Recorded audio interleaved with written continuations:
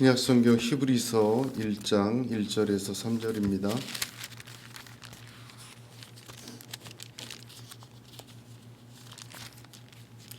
히브리서 1장 1절에서 3절까지 말씀 우리 같이 봉독하겠습니다. 옛적에 선지자들을 통하여 여러 부분과 여러 모양으로 우리 조상들에게 말씀하신 하나님이 이 모든 날 마지막에는 아들을 통하여 우리에게 말씀하셨으니 이 아들을 만유의 상속자로 세우시고 또 그로 말미암아 모든 세계를 지으셨느니라. 이는 하나님의 영광의 광채시요 그 본체의 형상이시라. 그의 능력의 말씀으로 만물을 붙드시며 죄를 정결하게 하는 일을 하시고 높은 곳에 계신 지극히 크신 이의 우편에 앉으셨느니라. 아멘. 우리 주 예수 그리스도를 이렇게 단 세 줄로 이렇게 나타낼 수 있다는 것, 정말 바울이 아니면 아닌, 또 바울을 통한 하나님의 계시가 아니면 안 될 놀라운 증거의 말씀을 오늘 이 밤에 저와 여러분이 함께 봤습니다. 오늘 말씀을 보게 되면 오늘 말씀에는 말씀하시는 하나님이 증거되어 있습니다. 하나님은 말씀하시는 하나님이시다. 옛적에는 여러 모양과 여러 부분으로 선지자를 통하여 말씀하셨고, 지금은 모든 날 마지막에는 아들을 통해 우리에게 말씀하셨는데, 그 아들은 하나님의 광채요, 그 아들은 본체의 형상이요, 그 아들 역시 능력의 말씀으로 만물을 붙드시고 죄를 정결하게 하시고 높은 곳에 계신 이의 우편에 앉으셨다. 그렇게 증거하고 있습니다. 본문의 바울은 말씀하시는 하나님을 증거하면서 언제, 어떻게, 무엇을 말씀하셨는지 우리에게 전해주고 있습니다. 제일 먼저 언제, 시기를 얘기하십니다. 하나님은 옛적에서부터 말씀하셨습니다. 그리고 이 모든 날 말씀하고 계십니다. 옛적부터 말씀하신 하나님, 그리고 이 모든 날에도 하나님은 말씀하고 계시다. 이 옛적은 어느 옛적입니까? 태초입니다. 베드로후서 3장 5절에 하늘이 옛적부터 있는 것과 땅이 물에서 나와 물로 성립한 것도 하나님의 말씀으로 된 것이라 하셨습니다. 그렇죠. 태초에 하나님은 말씀하심으로 세상을 창조하셨고, 이 세상은 하나님의 말씀하심으로 시작되었습니다. 그렇게 시작된 세상에서 인간이 범죄하였어도 하나님은 그 인간과 땅과 원수 마귀에게까지 말씀으로 하셨습니다. 에덴에서도 사람과 말씀하셨고, 말씀하신 하나님은 자신을 배역한 소돔과 고모라를 불로 심판하실 때도 말씀하셨습니다. 이 세상이 악으로 가득 차서 하나님의 말씀을 전혀 듣지 않는 세상이 되었음에도 그 중에 한 사람 노아와 말씀하셔서 그 구원을 이루시고 그 심판을 행하셨습니다. 믿음의 조상 아브라함을 택하셨을 때도 하나님은 말씀으로 그를 택하셨습니다. 이스라엘을 구원하시고 시내산에서 이스라엘 백성을 다 모아놓고 십계명에 기록된 말씀으로 그들에게 말씀하셨습니다. 이후로 하나님 계속해서 모세로부터 여러 선지자를 보내시어 계속해서 하나님은 당신의 백성들에게 내게로 돌아오라 말씀하셨습니다. 하나님은 시작부터, 옛적에부터 이 모든 날 말씀하시는 하나님이십니다. 하나님은 지금도 기록된 성경으로 말씀하고 계시고, 또한 하나님의 부인할 수 없는 놀라운 은혜의 진리를 선포하고 계십니다. 그러면 어떻게 선포하셨는지도 증거하고 있습니다. 여러 부분과 여러 모양으로 조상들에게 말씀하신 하나님은 마지막에는 아들을 통하여 우리에게 말씀하셨다 합니다. 여러 부분과 여러 모양, 이것은 상당히 다양한 방법을 이야기합니다. 그렇습니다. 하나님은 구약 성경을 보면 선지자뿐만 아니라 환상과 계시와 여러 가지 이야기로, 심지어는 발람에게는 나귀를 통해서 말씀하시지 않았습니까?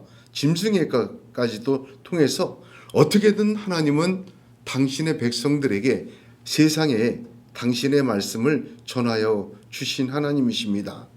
그러나 이 모든 날까지 계속해서 말씀하시는 하나님은 마지막에 아들을 통하여 우리에게 말씀하셨다, 그렇게 증거합니다. 하나님의 말씀은 단지 언어와 음성뿐이 아니라 보는 것, 기록된 글, 환상, 이적, 수많은 방법으로 보여주셨지만, 그러나 마지막에는 아들을 통하여 하나님은 말씀하셨다, 그렇게 증거합니다. 여기 마지막이라는 단어의 뜻은 끝에라는 뜻이 아닙니다. 최종적으로, 결론적으로, 그런 뜻입니다. 태초부터 말씀하신 하나님은 지금도 말씀하고 계신데 여러 부분과 여러 모양으로 해오셨지만 마지막 최종적으로 예수를 통하여 다 말씀하셨다, 그 말입니다. 하나님이 세상에 하실 말씀은 예수를 통해 다 하셨습니다. 우리 흔히들 대화할 때 그런 말 하지 않습니까? 나는 할 말 다 했다, 이제. 내 뜻은 다 전했다. 마지막 뜻이라는 말이 바로 그 뜻입니다. 이제는 예수 그리스도가 그 최종적인 말씀으로 하나님 뜻, 하나님 말씀을 다 한 것입니다. 이제는 심판과 새하늘과 새 땅만이 기다리고 있는 것입니다. 그러면 무엇을 말씀하신 것일까요? 좀 복잡한 깊은 얘기일 수 있지만 옛적의 여러 부분과 여러 모양으로 조상들에게 하신 말씀은 하나님은 빛이라는 것입니다. 구약 성경은 하나님을 빛으로 계시하고 있는 책입니다. 창세기 1장 3절 보면 하나님의 첫 말씀이 빛이 있으라였습니다. 모세에게 불 붙는 떨기나무에서 그 불의 빛으로 계시하신 하나님은 시내 산에서도 이스라엘에게 빛으로 계시하셨습니다. 빛은 어두움과 섞일 수가 없습니다. 구별되고 어두움을 조금도 용납하지 않습니다. 그리고 마지막으로 예수 그리스도를 통하여 최종적으로 하신 말씀의 내용은 하나님은 사랑이시라. 하나님은 사랑이시라는 말씀을 자기 아들의 십자가에서 죽으심으로 그 사랑을 증명해 보이셨습니다. 옛적의 빛을 말씀하실 때에도 사랑을 말씀하셨지만 부분적이었습니다. 마지막으로 사랑을 말하시면서 빛도 말씀하셔서 그 모든 것을 예수 그리스도께서 완성하셨습니다. 그래서 주님은 다 이루었다 하셨고 하나님은 예수로 아들을 통하여 최종적으로 하나님의 모든 말씀을 다 하셨습니다. 말씀하시는 하나님 말씀의 내용의 핵심은 빛과 사랑입니다. 예수 그리스도는 그 하나님의 말씀의 최종적인 말씀입니다. 예수님이 자체가 하나님의 광채며 본체의 형상이기 때문입니다. 디모데전서 3장 16절에 그는 육신으로 나타나신 바 되었다 합니다. 하나님 자신의 완전한 말씀이 예수 그리스도이십니다. 그 예수님은 그 하나님이 하신 방식대로 그 능력의 말씀으로 만물을 붙드시고 죄를 정결하게 하시고 하나님 우편에 앉으셨습니다. 예수 그리스도도 2000년 전에 이 땅에 오셨지만 그 주님도 하나님이 하신 방법 그대로 지금까지 능력의 말씀으로 역사하고 계심을 오늘 본문 성경은 선포하고 있습니다. 하나님의 역사를 보게 되면 반드시 말씀 후에 역사하시는 것을 보게 됩니다. 아모스 3장 7절에 주 여호와께서는 자기의 비밀을 그종 선지자들에게 보이지 아니하시고는 결코 행하심이 없으시리라 하였습니다. 하나님이 하시는 것을 계속 보았더니 계속해서 말씀을 주시고 말씀 따라 이루시는 것을 보게 됩니다. 말씀이 임하고 말씀대로 역사하시는 하나님이십니다. 하나님의 최종적인 말씀 예수 그리스도가 이 땅에 임하고 그 말씀 자체가 임하고 그 말씀대로 이루어질 줄로 믿으시기를 바랍니다. 인류의 역사가 그렇게 진행이 되었습니다.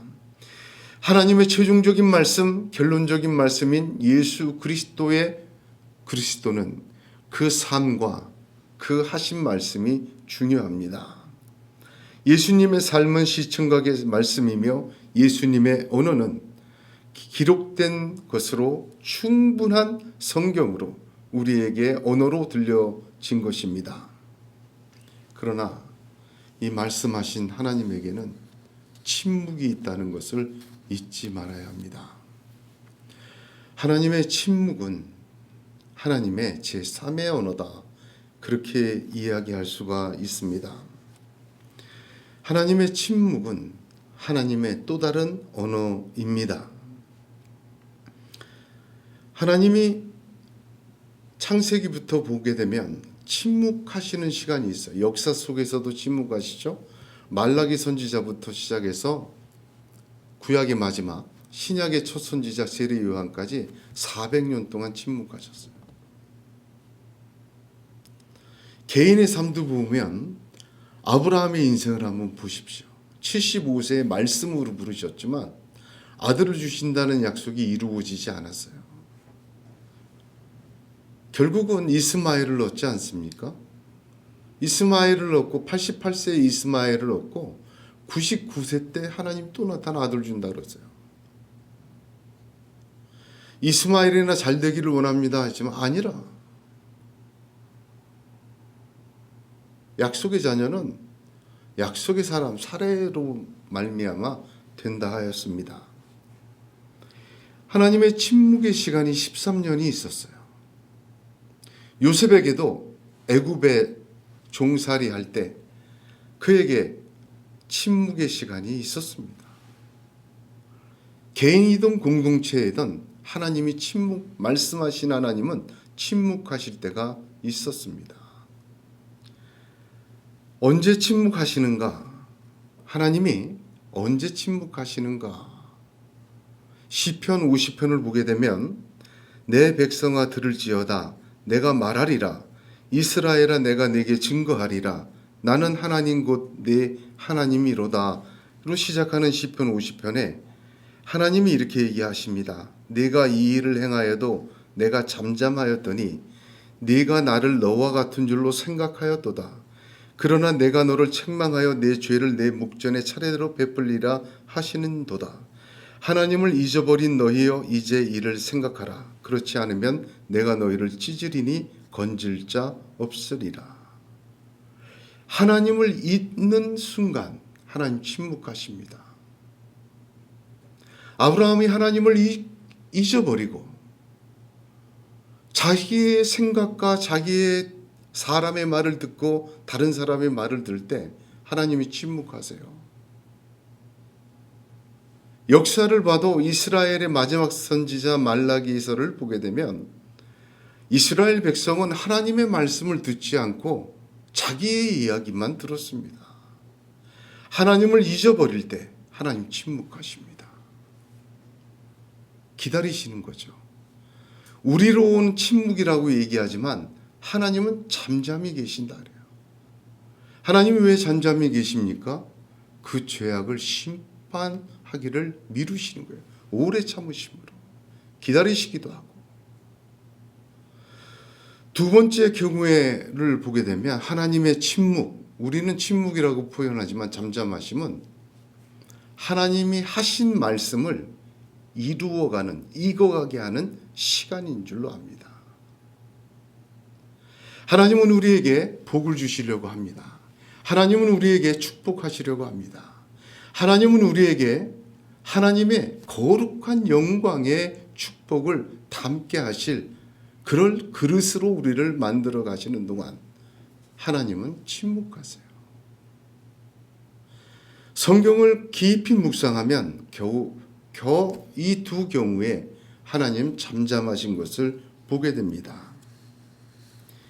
하나님이 침묵하신다고 해서 하나님이 그를 잊으신 것도 아니고 그를 버리신 것도 아니고 하나님이 침묵하신다고 해서 하나님이 그를 놓아 버리신 것도 아닙니다.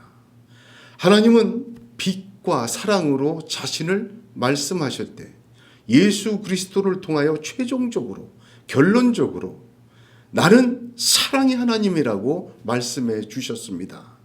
로마서 8장을 보면 그 사랑은 그 어떤 것으로도 끊을 수 없는 하나님의 사랑이라 말씀하십니다. 우리 인생에도 보게 되면 말씀하시는 하나님을 만나면서 인생의 시간 중에 하나님의 침묵을 만날 때가 있습니다.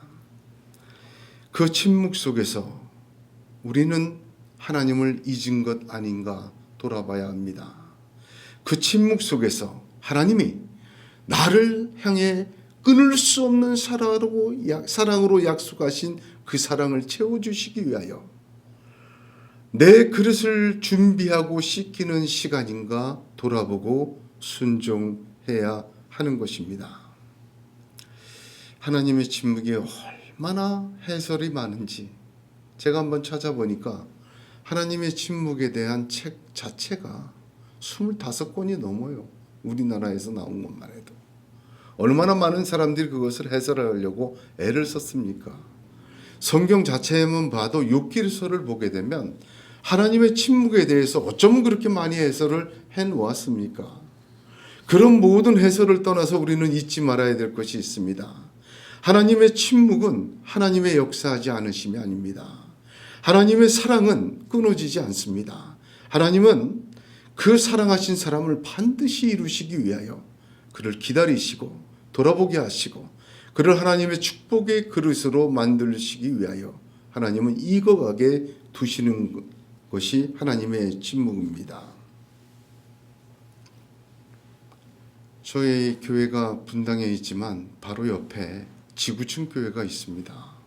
그 지구촌 교회를 개척하신 이동원 목사님의 이야기가 역경의 열매라는 국민일보 사설에 실리게 된 것 내용이 참 가슴이 아픈 내용이 실렸습니다. 이동원 목사님이 은퇴하시고 그분에게는 본래 아들이 두 명이 있었습니다. 그 역경의 열매 칼럼에서 인생에서 가장 치열하고 가슴 아픈 고통의 시간은 은퇴 후에 찾아왔다. 전혀 기대하지 않았던, 기대할 수도 없었던 먹구름과 같은 시간이 밀려왔다. 그렇게 고백을 합니다. 이동원 목사님의 큰아들은 정신적인 질병이 찾아왔다고 합니다. 결혼한 지 얼마 안 돼요. 그 큰아들은 릭 워렌 목사가 저술한 목적이 이끄는 삶을 읽다가 자기의 소명을 발견하고 세상의 직업을 정리하고 신학교로 들어가서 미국 난가주로 옮겨 인근 교회에서 영어 사역자로 새로운 삶을 시작했다고 합니다. 그러나 그때 믿음이 없었던 큰 며느리, 그러니까 큰아들의 부인이죠. 이를 이해하지 못하고 집을 가출하였다고 합니다. 그래서 큰아들은 미국 신학교를 졸업한 뒤 영국 시골에서 박사 논문을 쓰며 자신과 씨름하고 있는 시간에 정신적 공황이 찾아왔고 한국에 와서도 그 질병을 고치기 위해서 여러 의사와 병원을 갔지만 모두 진단은 다 달랐고 치유되지 않았다고 합니다. 홀로 삶을 살기 시작한 그 아들은 한국에서 이동원 목사님의 설교집을 영어로 번역하여서 7권을 번역하였는데 그 번역본을 통해서 이동원 목사님은 미국에서 상까지 받았다고 합니다. 둘째 아들은 3년 전에, 지금부터 3년 전에 2020년에 42살의 나이로 대장암이 찾아왔다고 합니다. 미국 대학에서 철학을 공부한 뒤 한동대 법률대학원을 수석으로 졸업하고 국제 변호사가 되었고, 한국에서는 법무법인 율촌, 미국에서는 EA 스포츠 법률회사, AT&T 등에서 변호사로 일하다가 갑자기 암이 발견되었다고 합니다. 건강하고 스포츠를 좋아했던 그 둘째 아들은 만 42세라는 인생의 절정에 암과 투병하다가 2020년 10월 암 진단 받은 지 7개월 만에 세상을 떠났고, 이동호 목사는 위독하다는 얘기를 듣고 미국을 아내와 함께 갔는데 LA 공항에 도착했을 때 아들의 사망 소식을 공항에서 들었다고 합니다. 이동호 목사님은 자기 자신에 대한 하나님의 그 아들에 대한 것, 그것이 하나님의 무슨 뜻인지 알기 위하여 몸부림을 쳤다고 합니다. 신정론이나 각종 도움되는 책을 30권이나 읽으면서 깊이 그 음성을 기다리고 또한 기다렸지만 대답이 없으시는 하나님의 침묵을 만났다고 합니다. 하나님께서 침묵하실 때, 인생의 어려움이 닥치고 고통과 어려움이 닥칠 때 하나님은 침묵하시는 경우가 참 많이 있습니다. 그러나 하나님의 침묵이 있다고 해서 말씀하시는 하나님이 벙어리가 되시거나 그 택한 사람에게 말씀 안 하시는 하나님으로 나타나시지는 않습니다. 하나님의 침묵은 제3의 언어입니다. 지구가 돌아가는 소리를 사람이 듣는다면 고막이 파열되고 정신병자가 될 거라고 합니다. 너무 소리가 크기 때문에. 만약에 우리가 세상의 자그마한 소리들, 벌레들의 소리나 풀잎의 소리를 다 듣는다고 하면 아마 우리는 미쳐버릴 것입니다. 어떻게 보면 못 듣게 하시는 하나님, 하나님의 그 잠잠하심, 하나님의 침묵에는 말씀하시는 하나님 못지않은, 아니 더 속 깊은 하나님의 사랑과 하나님의 은혜와 하나님의 역사가 들어 있는 줄로 저는 믿습니다. 우리 주 예수 그리스도로 하나님은 최종적으로 말씀하셨습니다. 그 하신 말씀에 집중하여 귀를 열고 귀를 기울이는 것, 참 중요한 신앙의 모습입니다. 하나님은 각각 양들의 이름을 불러서 그 음성을 들려주셔서 따라오게 하신다 하셨습니다. 오늘도 하나님은 그 아들 예수 그리스도를 통하여 우리에게 하나님의 말씀을 하고 계십니다. 그 말씀을, 들려지는 말씀을 믿음으로 붙잡고 아멘하고 순종하고 따라가는 믿음의 사람들이 되시기 바랍니다. 어쩔 때 하나님의 침묵을 만나게 됩니다. 그 또한 하나님의 제3의 언어임을 기억해야 합니다. 내가 귀를 열고 마음을 열고 받았던 말씀들 못지않은 하나님의 음성과 하나님의 뜻이 있는 줄로 믿습니다. 특별히 어려움과 고통과 환난과 이해하지 못하는 잠잠하심이 오늘 이 밤에 하나님의 우레와 같은 선포로 쏟아지는 비밀스러운 역사가 있기를 주님의 이름으로 축복합니다. 말씀하시는 하나님의 그 말씀을 침묵 속에서 듣게 되는 이 밤이 되시기를 주님의 이름으로 축복합니다. 기도하겠습니다.